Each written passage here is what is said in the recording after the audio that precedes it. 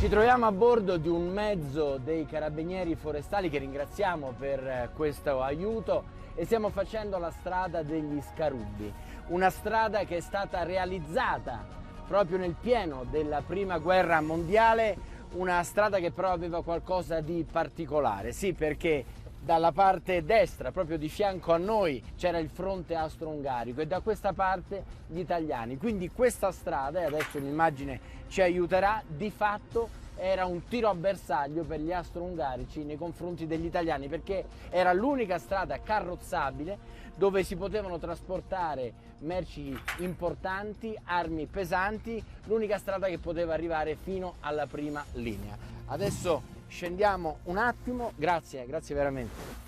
Eccoci qua, questa è la parte finale di questa strada che si può vedere correre lungo tutto il fianco della montagna. Se la telecamera mi segue un attimo la possiamo vedere, vedete, è proprio una linea, come una ferita lungo la montagna e si sparava in continuazione. Perché? Perché i mezzi erano visibili ed erano grandi. Gli italiani le hanno provate tutte veramente, hanno provato a mimetizzare la strada con della vegetazione, con dei pali, hanno provato a viaggiare solo di notte con il minimo delle luci accese, ma non c'era niente da fare, un tiro al bersaglio infinito. Tanti morti, grandi perdite, insomma non si poteva continuare così. Allora cosa si è deciso di fare? Di realizzare rapidamente qualcos'altro dall'altra parte della montagna, in modo che fosse protetta, una strada che permettesse ai mezzi di arrivare ma protetti dal costone roccioso. Un lavoro immenso, lo ripercorreremo adesso, fatto in pochissimo tempo da dei ragazzi veramente capaci e che hanno cominciato a lavorare alla cieca. Come mai? Lo scopriremo insieme.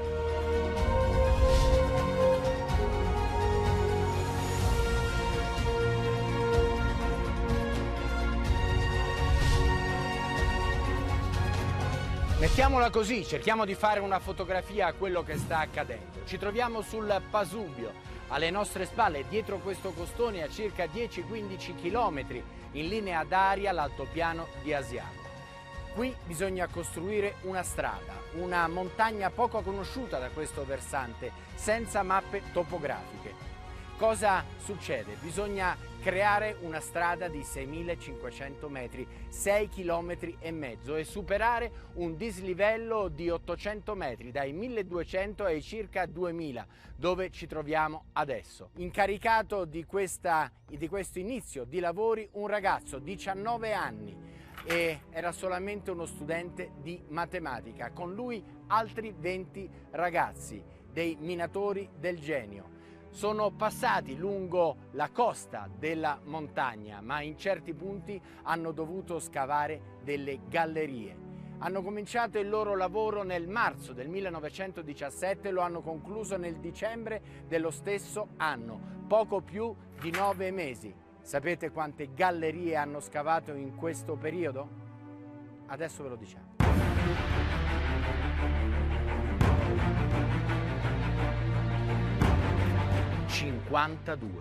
52 gallerie. Dovevano avere una caratteristica insieme alla strada che era fuori dalle gallerie, essere almeno 2 metri, 2 metri e mezzo, perché qui non potevano arrivare dei mezzi meccanici, ma potevano arrivare i muli e dovevano poter andare in tutte e due le direzioni senza ostacolarsi, naturalmente carichi dei pesi del materiale che dovevano portare. 52 gallerie in 6 km e mezzo, un lavoro immenso e adesso vedremo come sono fatte all'interno.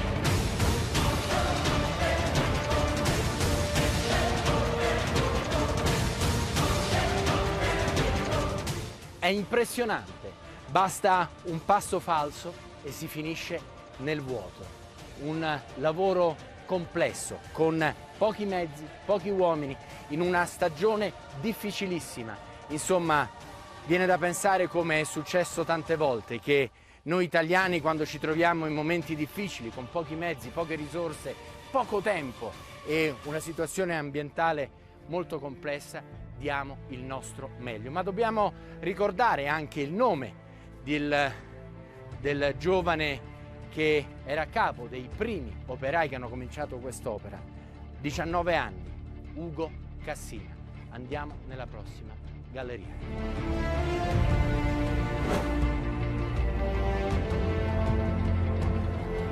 La pendenza media della strada è del 12%, soltanto in alcuni punti si raggiunge la pendenza massima del 22%. 4 gallerie hanno un particolare disegno, elicoidale. Tra queste la 19esima è la più lunga con i suoi 320 metri e la 20esima galleria si alza a spirale su se stessa per 4 volte all'interno di un torrione roccioso, una vera e propria opera d'arte. Proprio queste gallerie sono state progettate dal giovane tenente Cassina.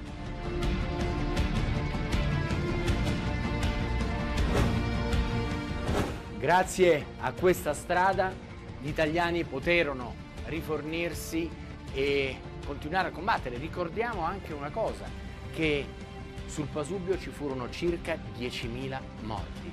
Sono tantissimi, ma sono meno di quanti morti venivano contati ogni mese e ogni anno, talvolta ogni battaglia, nelle battaglie di pianura.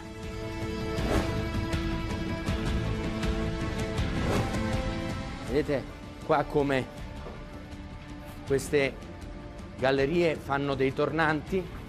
Ecco qua c'è una parte che esce fuori, non si sa ancora bene come mai, se è stato un errore, se è stata una presa d'aria o di luce addirittura, perché queste gallerie all'inizio non erano illuminate e poi è arrivata anche la corrente. Questa doppia S che stiamo facendo in discesa con questi 3 tornanti, ne abbiamo fatti 2 naturalmente al buio, con gli animali sarebbe stato estremamente difficile da percorrere.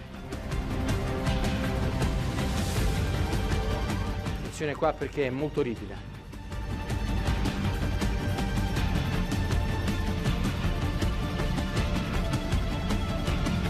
Questo è un altro passaggio, ecco l'ultima curva.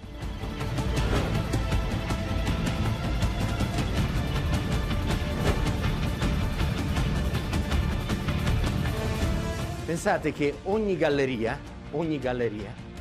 porta il nome di un comandante, di un gruppo di uomini e una regione.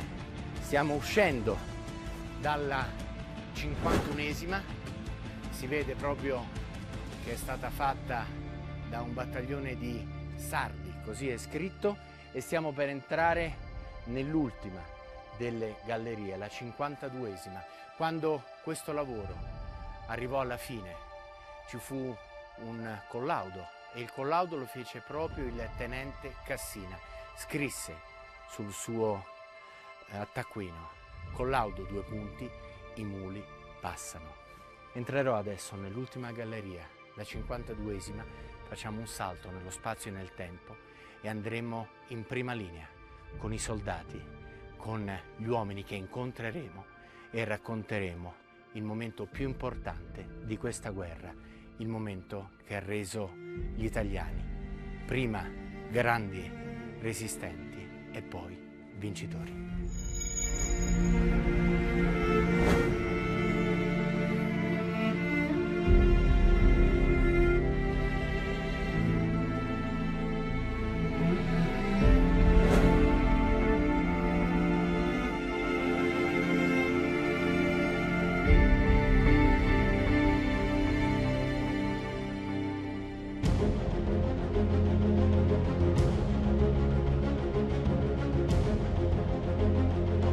Abbiamo lasciato il Pasubio e la strada con le 52 gallerie. Bene, ci troviamo sul massiccio del Grappa, in una delle punte del massiccio del Grappa, il Monte Palon. E qui siamo di fronte ad una postazione di osservazione e controllo dell'artiglieria. Come vedete c'è un piccolo periscopio perché solo tirar fuori la testa sarebbe stato fatale.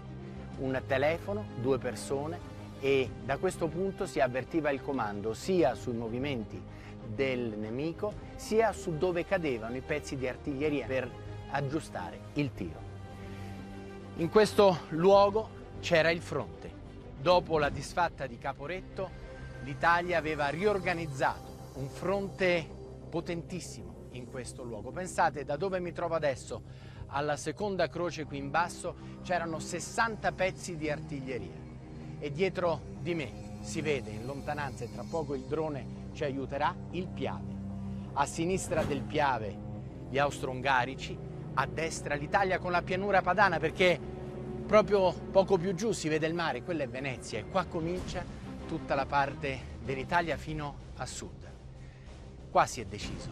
Qui, nella Prima Guerra Mondiale, c'è stata una resistenza fortissima che ha impedito di far oltrepassare questa linea e ha fatto in modo che l'Italia rimanesse degli italiani. Stiamo facendo un viaggio, lo stiamo per ricostruire, e adesso, grazie anche al nostro drone, rivedremo con l'aiuto della grafica esattamente il Piave e il massiccio del Grappa, che costituivano una parte del fronte da non superare.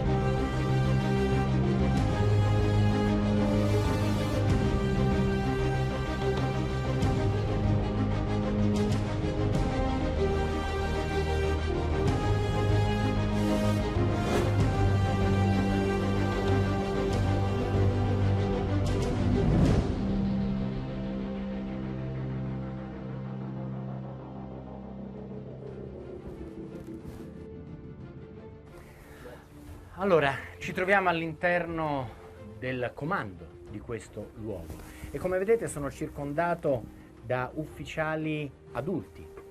Infatti questi luoghi erano quelli più mirati, più bombardati, più cercati, perché si cercava di tagliare la linea di comando e a questi uomini si alternavano uomini sempre più giovani. Siamo di fronte ad una mappa, vedete? Una mappa che fa capire dove si trova il fronte. Noi ci troviamo qui, di fianco esattamente qui, sul punto 16, vicino alla parte centrale del Monte Grappa, una catena del Monte Grappa, uno dei punti più alti. A nord la Marmolada, ma il fronte faceva una curva e in questo punto, non è sulla mappa, verso ovest c'era l'altopiano di Asiago e l'Ortigara. A tal proposito volevo salutare un ragazzo che non ho mai potuto salutare di persona. Ciao Giovanni. E qui succedevano delle cose importanti, qua si è difesa l'Italia, in questo luogo si ricevevano delle telefonate direttamente dalle vedette. Sì, pronto? Parla punto 16. Movimenti dalla parte del Piave? Va bene, teneteci informati, avviseremo il comando di retrovia, teneteci sempre informati, grazie. Sembra ora, sembra di parlare con quei ragazzi nati alla fine dell'Ottocento, quei ragazzi che ci hanno regalato un'Italia libera.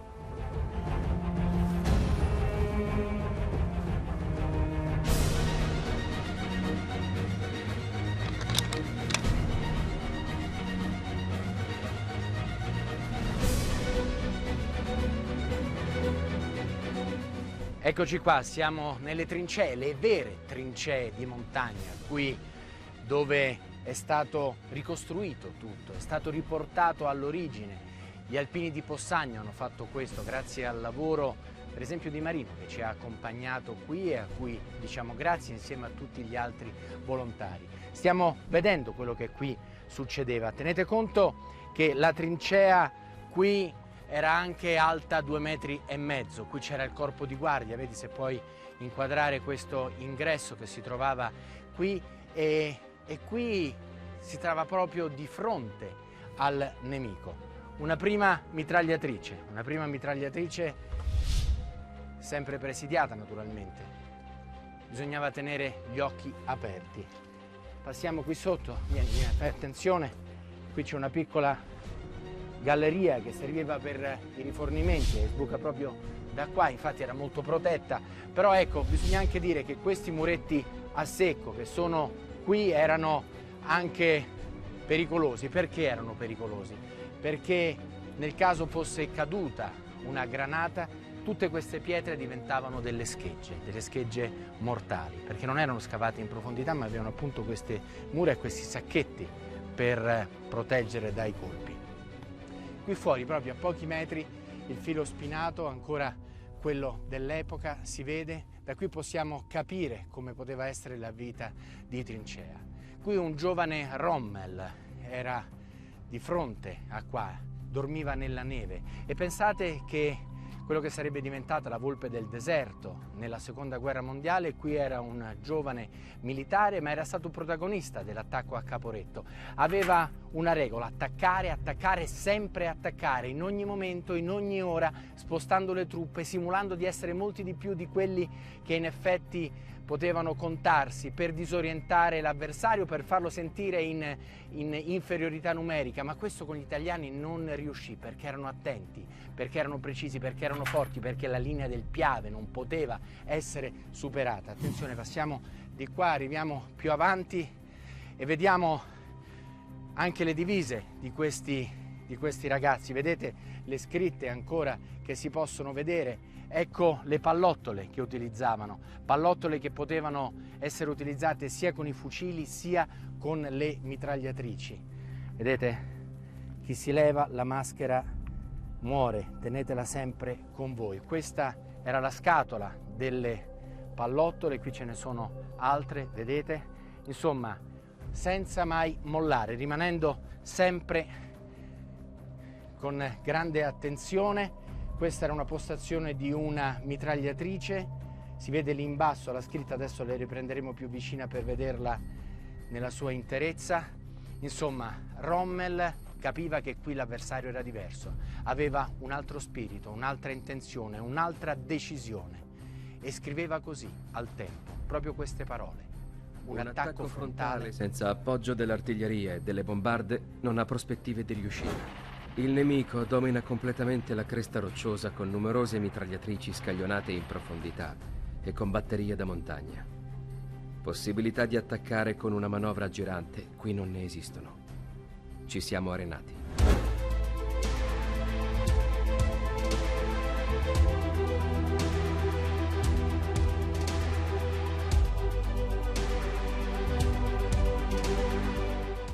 L'attacco non ci sarà mai. Troppo organizzata la difesa italiana, troppo bravi i nostri soldati. Siamo nel campo delle tende, dove si svolgeva la vita di tutti i giorni, e in questo momento si sta mangiando. Tutto come allora. Pensate che Rommel ebbe a dire: gli italiani erano organizzati bene, erano preparati e hanno fatto esemplarmente il loro dovere. Per questo alla fine non c'è stato questo attacco. Non c'è stato questo attacco anche perché proprio dal massiccio del Grappa invece è partita l'offensiva. Un'offensiva che ha spaccato il fronte austro-ungarico e che di fatto ci ha permesso di vincere la Prima Guerra Mondiale. Sì, la Prima Guerra Mondiale. Poi dopo non troppi anni arriverà la Seconda, ma quella è tutta un'altra storia. Noi chiudiamo qui e ringraziamo tutti questi amici ormai che hanno vissuto con noi questa ricostruzione. Li ringraziamo per averci fatto rivivere questi momenti insieme ricordando questi ragazzi, i nostri nonni, che qui hanno combattuto e qui hanno dimostrato il valore e l'essenza degli italiani. Noi adesso scendiamo verso valle, perché nel corso della serata che stiamo vivendo insieme qui a Voyager arriveremo verso il mare. Da qui si vede. Passeremo anche per Venezia. Il viaggio continua. Scendendo a valle arriviamo a Bassano del Grappa. Passiamo di fronte alla statua del generale Giardino che, spalle alla città, ci fa leggere: Monte Grappa, tu sei la mia patria. Un monumento, un simbolo che ci fa capire ancora di più il carattere speciale di questa gente.